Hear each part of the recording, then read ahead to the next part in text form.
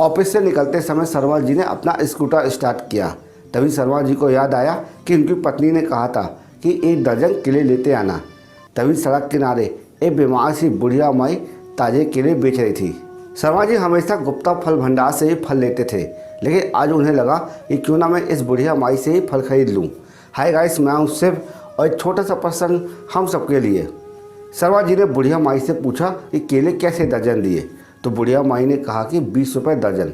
शर्मा जी ने कहा कि मैं 15 रुपये दूंगा, तो बुढ़िया माई ने कहा कि नहीं, आप 18 रुपये दे दीजिए, 2 पैसे मैं भी कमा लूँ। शर्मा जी ने बुढ़िया माई से कहा कि 15 रुपये दर्जन देना हो तो दो, तो बुढ़िया माई ने ना ही कर दिया। अब शर्मा जी ने अपना स्कूटर उठाया और गुप्ता फल भंडार के पास गए। जब वहाँ पर केले का भाव पूछा तो केला 30 रुपये दर्जन मिल रहा था। गुप्ता फल भंडार वाले ने कहा कि बाबूजी कितने दर्जन दे दूं? तो शर्मा जी ने कहा कि भाई तेरे से मैं 5 साल से फल खरीद रहा हूँ, तो तू सही से भाव लगा ले। तब गुप्ता जी ने बोर्ड की तरफ इशारा किया तो शर्मा जी ने बोर्ड को पढ़ा तो बोर्ड में लिखा हुआ था, कृपा कर मोल भाव ना करें। अब शर्मा जी को गुप्ता जी का व्यवहार ठीक नहीं लगा, तो शर्मा जी ने पुनः अपनी स्कूटर ऑफिस की तरफ घुमाई और सोचते सोचते उस बुढ़िया माई की दुकान पहुँच गई। तो बुढ़िया माई ने उन्हें पहचान लिया और कहा कि बाबूजी केले दे दूं, लेकिन 18 रुपये से कम नहीं लगाऊंगी। शर्मा जी ने मुस्कुराते हुए कहा कि माई तू एक नहीं 2 दर्जन दे दे और भाव की चिंता बिल्कुल मत कर। अब बुढ़िया माई का चेहरा खुशी चमकने लगा। तो बुढ़िया माई ने कहा कि बाबूजी मेरे पास थैली नहीं है। अब बुढ़िया माई ने शर्मा जी से अपने बारे में बताया। बुढ़िया माई ने कहा कि एक टाइम था जब मेरा आदमी जिंदा था तो मेरी एक छोटी सी दुकान थी, उस पर सब्जी फल और सब कुछ बिकता था। आदमी की बीमारी में दुकान चली गई और आदमी भी चला गया। अब खाने के लाले पड़े हुए हैं, किसी तरह करके पेट पाल रही हूँ, कोई औलाद भी नहीं है जिससे कि मैं मदद के लिए देखूँ। इतना कहते कहते बुढ़िया माई की आंखों में आंसू आ गए।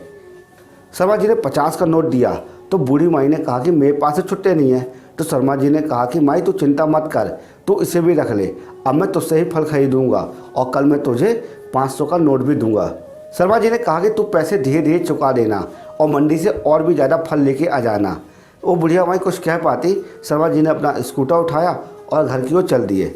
शर्मा जी घर पहुँचे और उन्होंने अपनी पत्नी से कहा कि न जाने क्यों हम हमेशा मुश्किल से पेट पालने वाले और फेरी लगाने वाले और ठेलों में सामान बेचने वालों से मोल भाव करते हैं, क्योंकि बड़ी दुकानों में मुंह मांगे पैसे दे के आ जाते हैं। शायद हमारी मानसिकता ही बिगड़ गई है, गुणवत्ता के स्थान में हम चकाचौंध पर अधिक ध्यान देने लगे हैं। अगले दिन शर्मा जी ने उस बुढ़िया माई को 500 का नोट दिया और कहा कि तू चुकाने की चिंता मत कर, जो भी मैं तुझसे फल खरीदूंगा उसमें से तू काट लेना। जब शर्मा जी ने ऑफिस में एक किस्सा बताया तो सबने बुढ़िया माई से फल खरीदना प्रारंभ कर दिया। 3 महीने बाद ऑफिस के लोगों ने स्टाफ क्लब की ओर से बुढ़िया को एक हाथ ठेला भेंट में कर दिया। बुढ़िया माई अब बहुत ज़्यादा खुश रहने लगी। उचित खान पान के कारण उसका स्वास्थ्य पहले से बहुत अच्छा हो गया। बुढ़िया माई हर दिन शर्मा जी और ऑफिस के दूसरों लोगों को दुआएं देते थकती नहीं थी। शर्मा जी की बदली हुई सोच और असहाय और निर्भर महिला की सहायता करने का संतुष्ट भाव हमेशा उनके मन में रहता था। दोस्तों, जीवन में किसी बेसहारा की मदद करके देखो तो यारो, अपनी पूरी ज़िंदगी में किए गए सभी कार्यों से ज़्यादा संतोष मिलेगा। दोस्तों, आगे त्यौहार ही त्यौहार आ रहे हैं, तो खरीदी ऐसी जगह से करें जो आपकी खरीदी की वजह से ही त्यौहार मना सकें। अगर ये कंटेंट आपको यूज़फुल लगा हो और लगा को सीखने को मिला हो तो इसी वक्त इस वीडियो को लाइक कर देना और कमेंट बॉक्स में अपने विचार ज़रूर रखना, क्योंकि हम आपके लिए इसी तरह यूज़फुल कंटेंट प्रतिदिन बनाते रहते हैं। जय श्री राम।